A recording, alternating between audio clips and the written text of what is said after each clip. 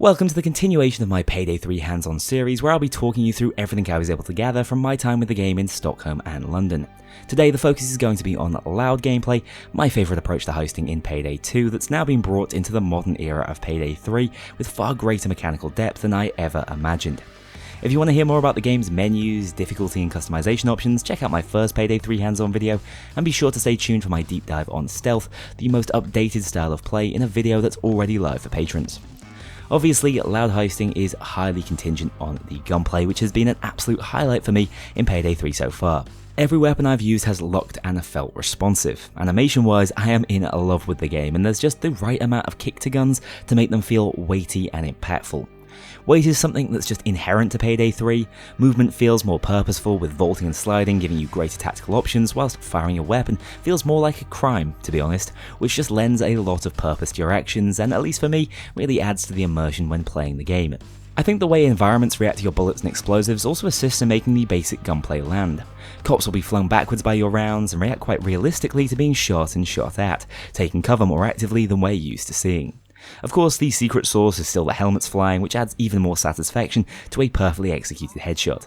To me, the gunplay feels that bit more grounded, which is suitable for the slightly lower population maps and more tactically aware enemies that will keep you on your toes and not just relying on a decent aim.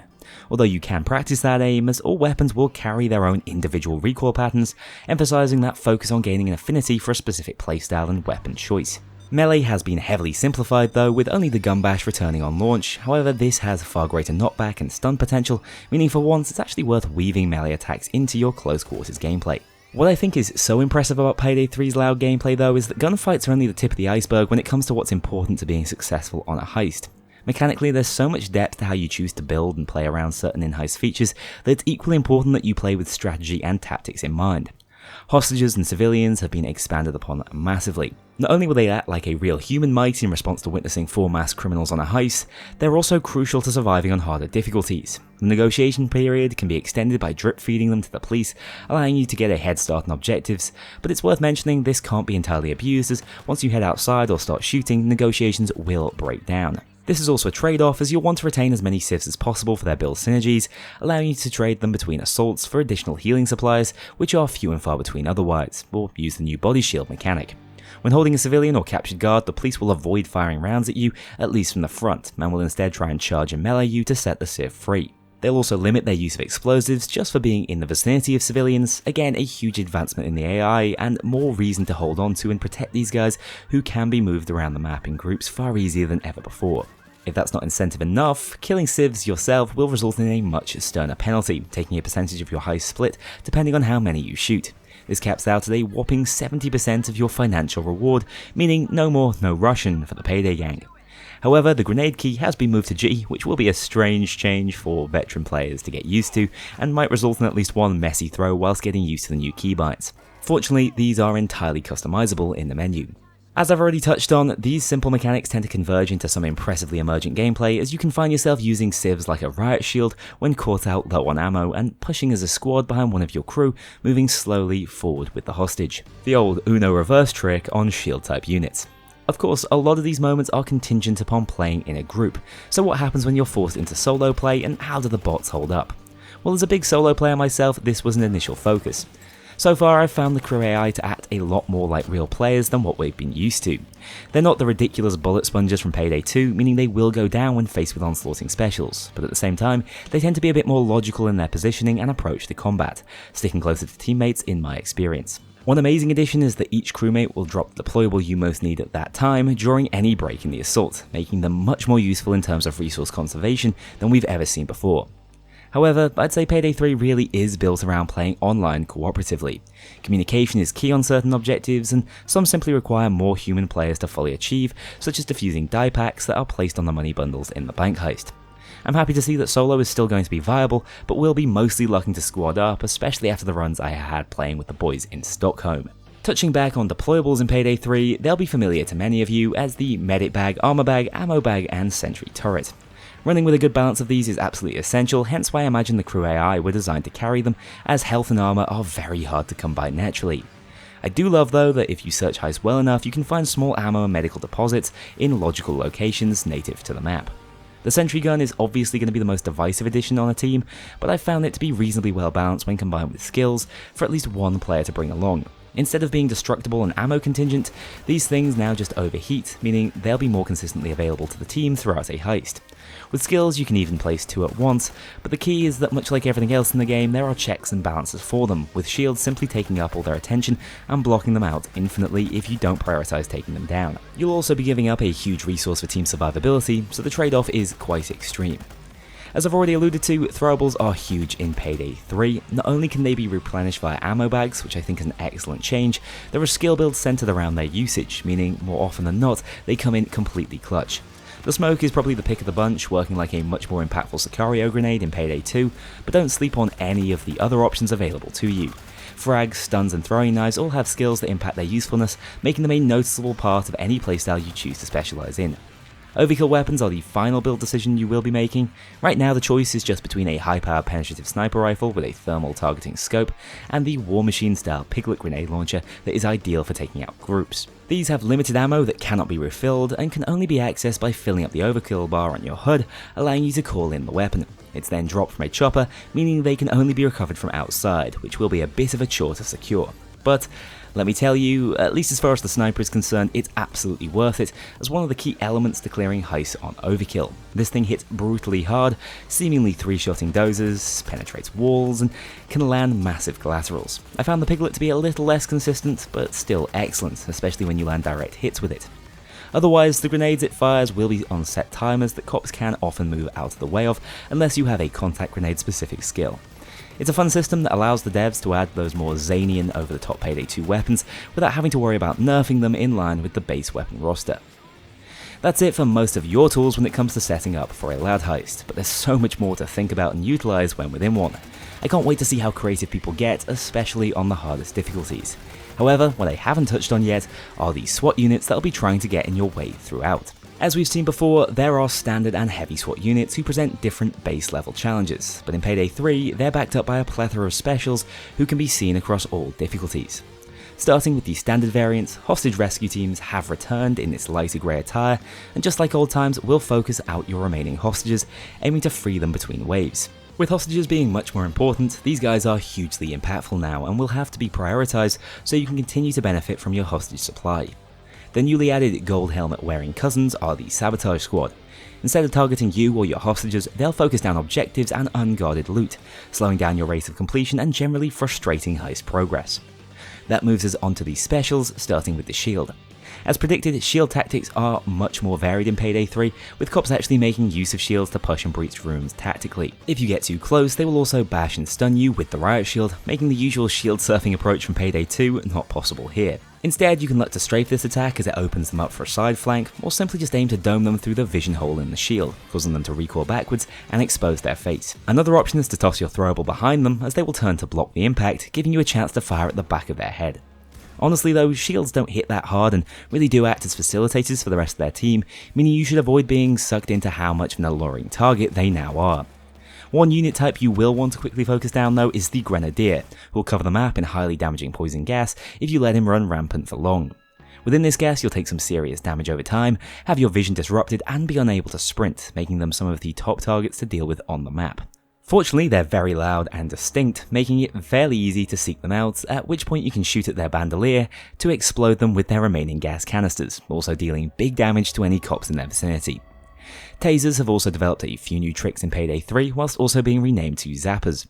These guys can hold you in place just like old times and waste your ammo, although they seem to require more prep time to make that happen now, meaning you should have an opportunity to shoot the electric flask on their belt to explode and stun any enemies in their vicinity. Do keep in mind, whilst this is a weakness of the Zappers, they won't die instantly from this tactic. They can now also drop shock mines at highly trafficked locations to try to catch heisters unaware as they run towards objectives or along usual escape routes, meaning you will need to watch your step from now on. Snipers offer a familiar challenge over range, probably being the least altered unit type, although I found their lasers generally easier to track and have noticed they appear to take longer to shoot, making them less unfair to deal with for most builds. If you do get hit though, prepare to lose all your armor in one go, meaning another big dent into your resources.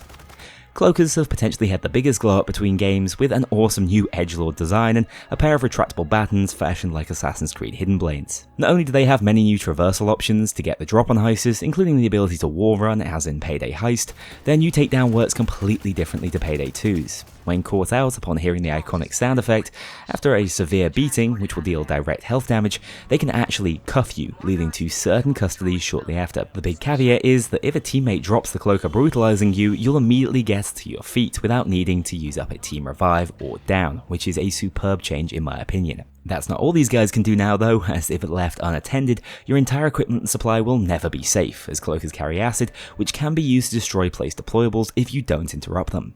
This makes the placement of deployables a much more relevant and tactical decision in Payday 3. Of course, we also see bulldozers return who feel like absolute heist changes if you don't focus them down. Their charge makes them much faster over ground and difficult to just beam in the helmet, and the usual Payday 2 strategy of getting up close and personal to focus down that faceplate is not as effective, bearing in mind trading damage in Payday 3 is far more problematic without regenerating armor. Instead, you're going to either want an overkill weapon or your entire team to focus down these guys who regularly wield dominantly powerful close-range auto shotties. Finally, we have another new enemy type which you haven't seen in action yet, but will be game-changing on harder difficulties. The SWAT antenna is a van that will drive in and hide at the outskirts of any heist, functioning as a permanent boon to all other unit types that will call an endless assault that spawns other dangerous units more frequently. It also pays to carry a long-range option within your crew to deal with this specifically, as it's often found way out in the distant corners of the map. The current missing unit types are medics and SWAT van turrets, to which I say, good riddance. Honestly, turrets do not suit the pacing of this game, and individual cops are much harder to take down in Payday 3, which would result in medics being exceptionally problematic to balance. What I absolutely love about all units that have made it into the game is the consistent counterplay and relevance that will have to any heist.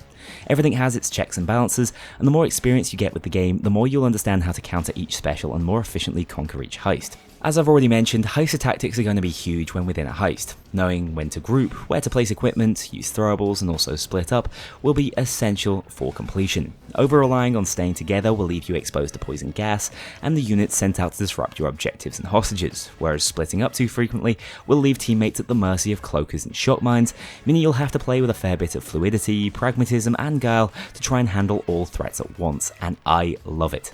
Flanking now feels so rewarding as cops tend to group up and take cover around doorways to look to breach heisters with sheer numbers and flashbangs, but if a single heister slips out and comes from behind, they can easily catch the cops unaware and mid-execution. Communicating these plays is also essential to their success, hence why I felt like I was playing a competitive shooter at times when trying to tackle overkill.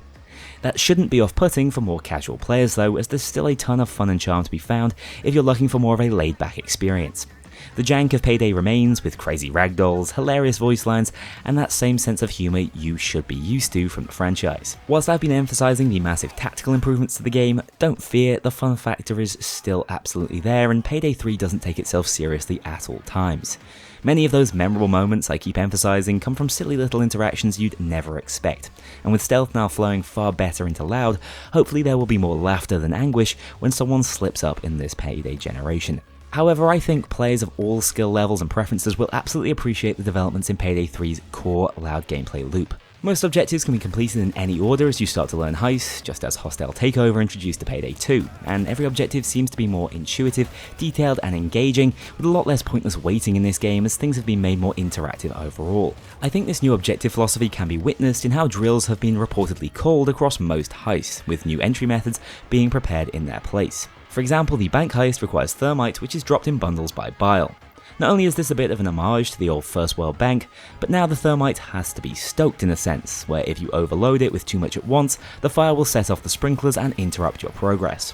On the art gallery, you'll be faced with more of a GTFO style area defense objective to access the paintings, with each specific one you're looking for requiring a different tool to actually ascertain its authenticity, from a mobile scanner to a UV light used to detect blood. Everything serves a purpose and never feels like pointless waiting or busy work, especially in stealth where that's even less forgivable. Another thing I love about loud heists is how they crescendo at the end with the final charge, an endless assault that you better be prepared for if you want to escape a heist in one piece and with all your crewmates. This punishes sluggish heisters as certain objectives might have to be repeated if you're too slow on the escape, creating some moments of pure panic within your team. Both heists I've played in Loud seem to flow like that, starting with a war of attrition that plays out to force you into rash mistakes and wear out your resources over time, before things come to a head as the cops can sense you slipping away, requiring all your conserved tools and ammunition to actually stage the escape. I also need to praise the level design for how it plays perfectly into this concept, with heist environments often favouring the heisters early on, where the cops have to come toward you in tight interior spaces, before being forced out into the open, where cops can flank and spawn on all sides, such as out onto the main road or up on an expansive exposed rooftop. The game design is just so cohesive from what I've played so far, I'm really struggling to find anything to complain about. I'm not a massive fan of unmarked search objectives, such as with the mobile phones required on the art gallery, but in general, if an objective is unmarked, their spawn location can be learned from run to run, meaning this will only be a problem very early on in the lifespan of the game.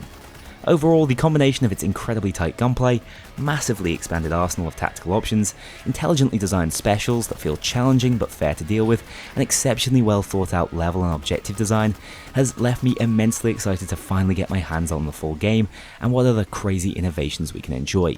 As a base experience though, Payday 3's Loud gameplay is simply shaping out to be a cut above what we've come to expect. Once again, thank you so much for watching. Be sure to check out the other episodes in this pre-release series for a complete rundown of everything you can expect to see in Payday 3, and I'll see you all very soon for the next video. A huge thank you to my dedicated Patreon backers. If you want to join this crew in going infamous, check out the link below and pledge as little as $2 to see your name in the credits, or get 24-hour early access to future videos and vote on upcoming content. Take care, I'll see you all soon.